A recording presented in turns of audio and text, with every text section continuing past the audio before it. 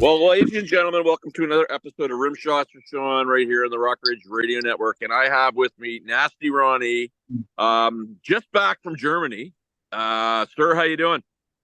Man, it's really good to be back in America, back in Florida, and just had an incredible time at Keep It True celebrating 40 years of Nasty Savage, man. It was unbelievable to go back in the time machine again and meet fans and people that you don't realize the impact that you actually had, that your music had, that everything you've been associated with has had on so many people. And I'm always down with the people, man. As real as you can get. You know, it's interesting. Some bands can't say they can have lasted for 40 minutes, let alone 40 years. But with all joking aside, I mean, that's quite an achievement. Obviously highs, lows, all points in between, but it must have been pretty cool to be over there and having that celebration. It was good, but it makes you think of how it all began back in the 80s when we kind of blazed our own trail and created this band called Nasty Savage. And I said, I'm going to be Nasty Ronnie, the wildest singer ever. And let's get our money together let's get our money together. We're going to do a demo tape called Wage of Mayhem. I said, and within 1 year, we're going to be signed to a record deal. We're going to be touring. We're going to get fan mail from all over the world. All that happened, and we just kept blazing a trail because it was my job to be that promotional guy, because everybody else was writing the music and stuff, and I'd do some lyrics and vocals, but if I'm going to be involved in something, man, I want to fly with eagles, man, and not deal with turkeys. I'm a producer. I'm a publisher now too, and I've produced Born to Ride television for 29 years, and I produced 1,340 TV episodes of a biker TV show. Now I'm publishing the magazine, my 250th issue. So when I get involved in something, I'm on it. Strategic, visionary, leadership, the whole nine yards. So that's what we did with this Nasty Savage thing. But when we created that, one day I was in my mom's house back in like 82 or something, and my mom goes, "There's two boys at the door. They want to talk to you." So I go, "Okay." So I go to the door. These two kids are on bicycles, the banana seats and the high bars and shit. And they go, "Hey, man, are you Nasty Ronnie?" I go, "Yeah." They go, "Well, we're John and Donald Tardy, and we want to know how to start a band." And those are the boys who went on to be mega successful with Obituary. So I said, "Dude, you guys are brilliant. You came to the source of marketing." I said, "Get in my Chevelle, my 70 Chevelle. We're going to go to Lithia Springs. We're going to throw the Frisbee for about 5 hours. And when we come back, you guys will be ready to roll." And sure enough, man, they went on to, be big time. But what we did back then, we were playing cow pastures, whatever we were doing, little parties, keg parties, started playing some bars and shit. But we created that Wage of Mayhem, with the image, the stage show. All these kids were out there watching it. They were starting to grab guitars and drumsticks and basses, and they wanted to be in a band. And because of the mayhem we created, they took it to a whole nother level. And that's when the death movement, that second wave, came in, like Obituary, Deicide, Morbid Angel, Death.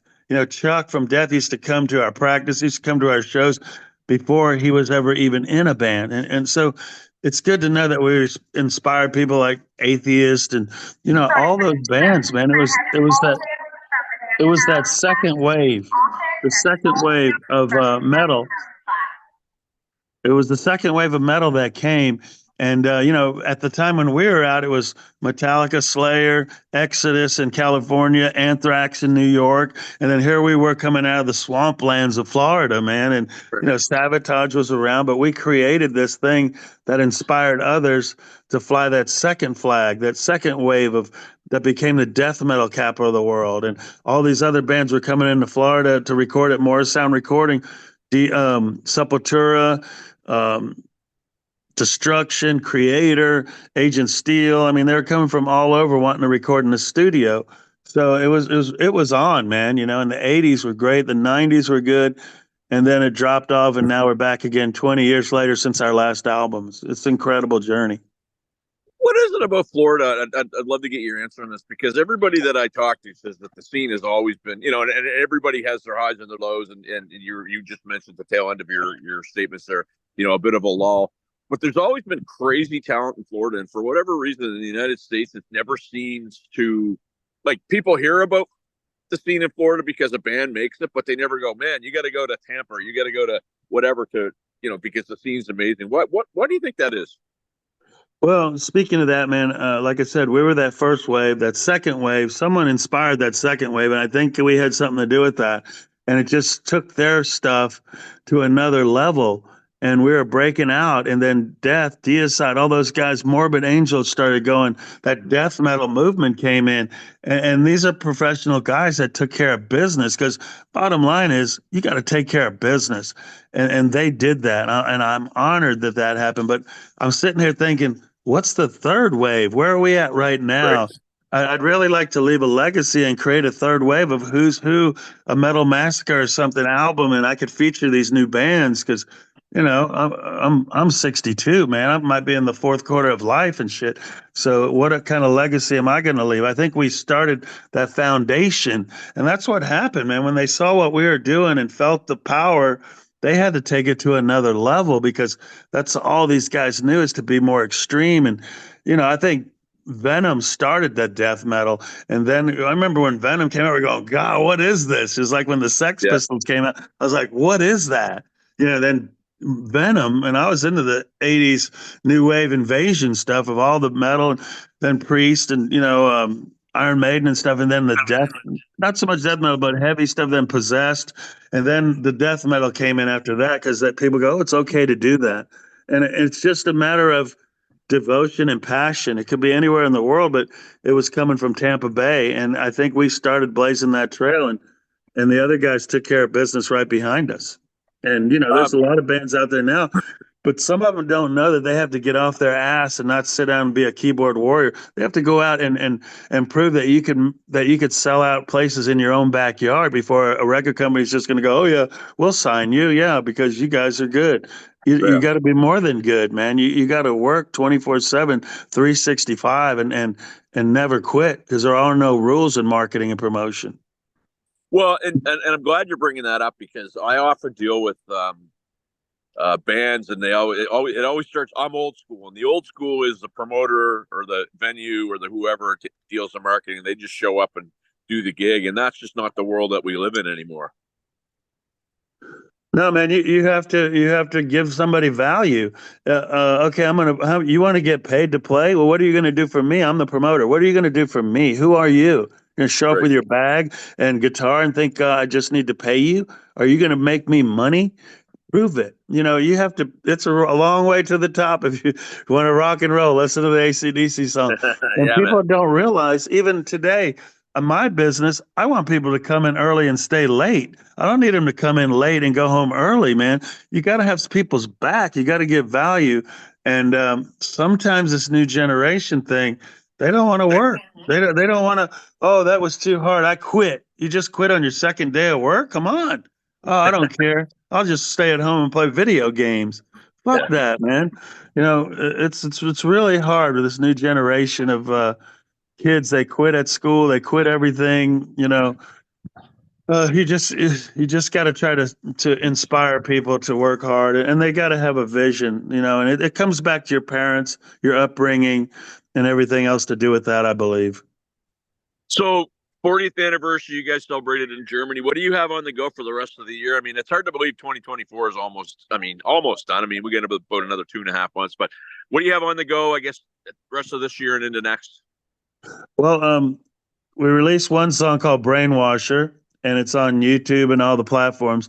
Then we did a Schizoid Platform, which is a second album, which is a lyric video, which is really cool. Red cloak clowns looking down, humanoid, avoid the void, corrosive minds divide the night. Elevato Mondo Bizarro. It's like those words I wanted to put in the song for Elevato Mondo Bizarro. That's where we're at. That's what's happening. Mondo Bizarro, man. It's like bizarre shit, and it's gonna be big. But it's just the words, the lyrics, the songs. They all have their own identity, man. and it was all done step by step. So the next step is releasing the album, which is going to happen this week, the 10th. And Oh, the nice. next video is going to be Witch's Sabbath, which was a song off that original Wage of Mayhem demo that we did 40 years ago. And when I told the record dude, I said, look, we're going to do this record. I'm going to do the song from the demo tape, Wage of Mayhem. We're going to do Witch's Sabbath. And I'm going to get Obituary to be on that album. And sure enough, I called, and I didn't even talk to Donald and John yet, but so I called him. I said, dude, we're doing. He goes, Joe, we're in, brother. I'll play the drums. Donald said he'd play the drums, and then I go, he goes, but you're gonna have to talk to John about doing that because we really don't do that kind of stuff with anybody. But we'll do it for you, Nasty Ron. So I got them to do it. They delivered on their timeline that we needed between their touring, and then, they put us in that video 10, 15 years ago, 10,000 Ways to Die, as an animated video of Obituary. And they featured Nasty Savage in it. It's got over 7 million views.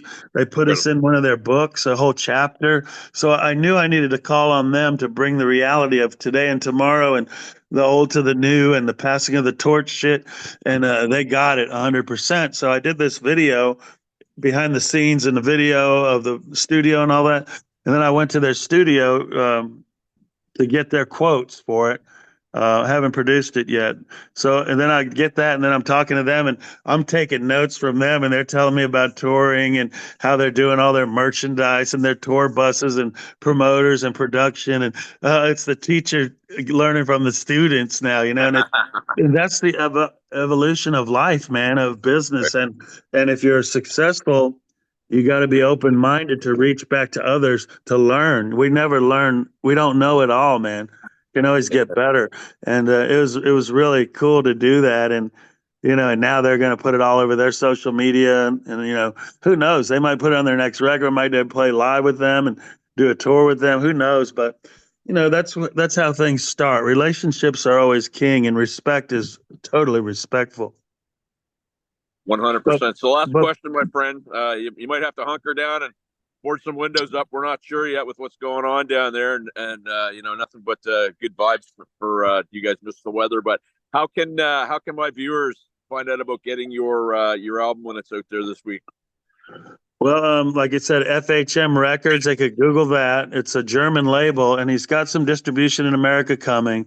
They go to Nasty Savage. There's Nasty Savage Facebook group called Nasty Savage Metal Nights. You can just join up there, you get right in, and then, you're in there. You could put posts up, talk about a story or live stuff, or share photos and your passion for Nasty Savage. We have another Facebook page called Nasty Savage Wage of Mayhem. The Instagram is Nasty Savage Band. So it's out there, but we're excited about Jeopardy Room. Like I said, man, we're all in that room. It was one of our albums was Indulgence, Penetration Point. We did Abstract Reality, and now we're all sitting inside this room, and it's the Jeopardy Room. What door do I get out? Let me open this door. Oh, it's Operation Annihilate. Oh, close it. Let me get in this. It's Schizoid Platform. Let me get out of this. I can't get out of the room, man. It's the six finger.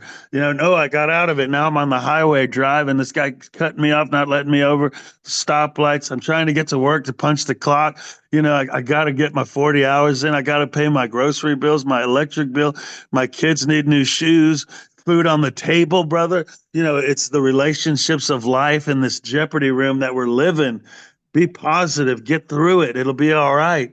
But it's something we deal with. And that's where you're at right now with me, Nasty Ronnie, inside this Jeopardy room. You got to get it. You got to check it out.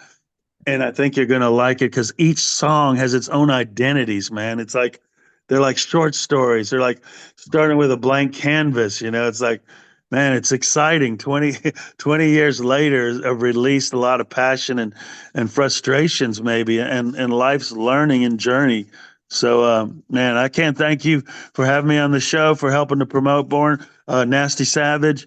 And, who knows what tomorrow may bring, but joy and sorrow today and tomorrow. What greater crime than the loss of time? And that's lyrics from Southern Fried Homicide, man. Joy and sorrow today and tomorrow. Nasty Ron, man, thank you so much for doing this, my friend. It's always a pleasure. I'm always here for you, man. We love the fans. We love the people. And that's what it's all about, man. Make the most of it. Give value to the ones you love because joy and sorrow today and tomorrow. What greater crime than the loss of time?